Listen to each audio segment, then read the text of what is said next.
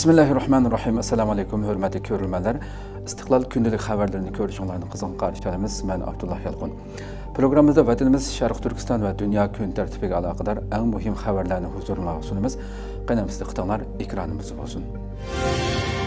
Şərq Türkistanda yenidən xromit kan topi bayqalğan.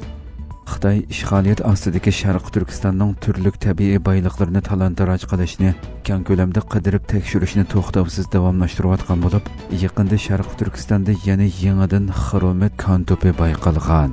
Xitoy Tabiiy boyliq ministerligi geologiyalik tekshirish idorasining 8 yanvar xabar qilishicha, mazkur idora va atalmish Uyg'ur avtonom rayonlik tabiiy boyliq nazorati birlashib, Tarbag'atay viloyatining Toli nahiyasi Sarto'qay Janubiy kan balbig'i qoplagan rayonda xromit kenini tekshirib, Sarto'qay 27 kan topini yangidan bayqagan. Buning ichida 20 kan gavdasi doiralab bekitilgan.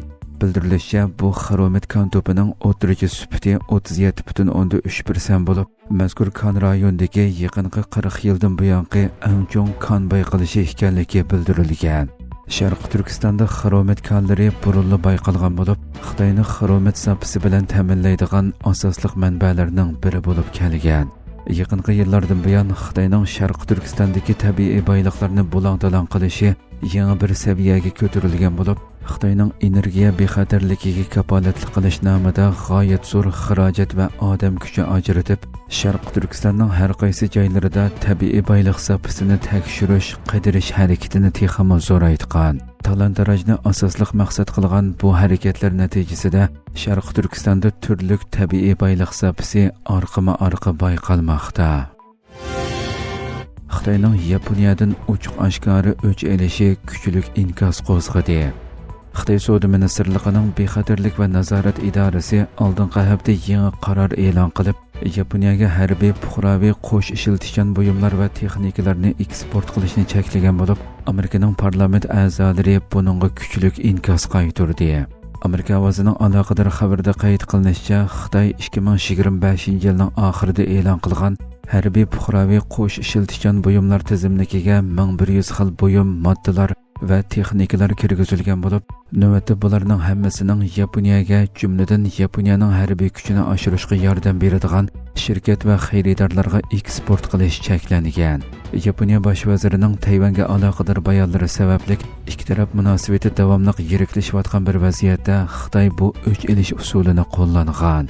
Amerika Avom palatasining Xitoy ishlari alohida komiteti bu masalaga inkas qaytarib, buning bir oddiy savdo masalasi emas, balki bir ogohlantirish ekanligini, ittifoqdosh davlatlarning Xitoyning ta'minlash zanjiri tahdidiga duch kelayotganligini, ta'minlovchilarni ko'p xillashtirib, Xitoyga beqinishdan qutulish navbatda faqat bir tanlash emas, balki zaruriyat ekanligini ta'kidladi. Yaponiya tarafmi bu qarorga norozilik bildirib, nuqtaliq Yaponiyaga qaratilgan bu tadbirni hargiz qabul qilgani bo'lmaydiganligini, kishini qattiq afsuslantiradiganligini bildirdi.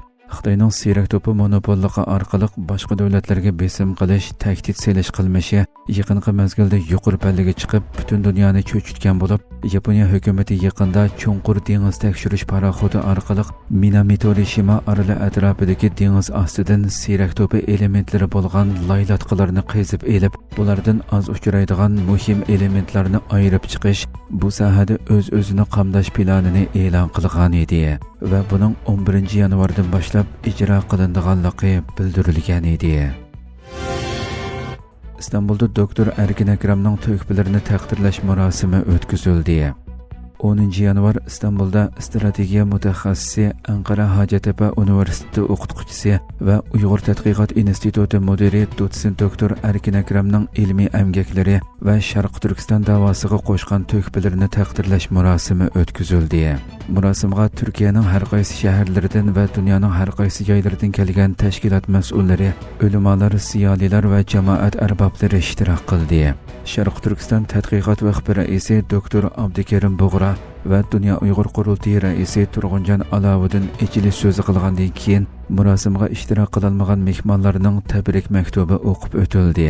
Orqadan nashriyatchi Abdujalil Turan, doktor Mag'firat Kamal xonim, doktor Olimjon Bug'da, doktor Abdurahim Davlat, doktor Abduxoliq Uyg'ur, Musajon Ar, doktor Sulton Mahmud Qashqari qatorliqlar so'z qilib, doktor Erkin Akramning uzun yillardan buyon Sharq Turkiston davosini kuchaytirish, strategik planlarni o'tirg'a chiqarish, akademik sohaga va xalqqa ilmiy amgaklarni sunish qatorliq ko'plagan to'kpilarni ta'kidlashdi. Doktor Erkin Akram so'z qilib, bu marosimdan o'zining keyin xabar topganligini, aslida bu taqdirlashga o'zidanmi bakrak loyiq bo'lgan vatan, millat uchun xizmat qilgan kishilarning ko'pligini bildirish bilan birga, barliq marosim ahliga va xalqqa rahmatini bildirdi va o'zining vatan ichidan boshlab bugungacha bo'lgan kechirmishini va da'vo hayotidagi xizmatlarini qisqacha eslab o'tdi. Marosimning oxirida doktor Erkin Akramning xizmatlari to'kpilarini taqdirlash uchun uningga to'n kiydirildi va har xil sovg'atlar taqdim qilindi. Trump Grenlandiyani elish planini tuzishga farmon tushirdi. Markaziy Angliyaga joylashgan kundalik pochta vaqti gazetasining xabar qilishicha, Amerika prezidenti Donald Trump alohida qism qo'mondonlariga Grenlandiyani elish planini tuzib chiqishga farmon tushirgan. Xabarda deyilishicha, Washingtonning 3-yanvar Venezuelada ijro qilgan prezident Nicolas Maduro va uning ayolini tutqun qilgan harbiy harakatining muvaffaqiyatidan keyin Trumpning atrofidagi qattiq qo'l siyosatchilar Rossiya yoki Xitoy harakat qilishdan burun bu orolni tezlikda qo'lga tushirishni xohlaydi ekan. Xabarga asoslanganda, prezident Trump alohida birlashma jang qo'mondonlik shtabiga orolni egallash planini tuzishga buyurgan.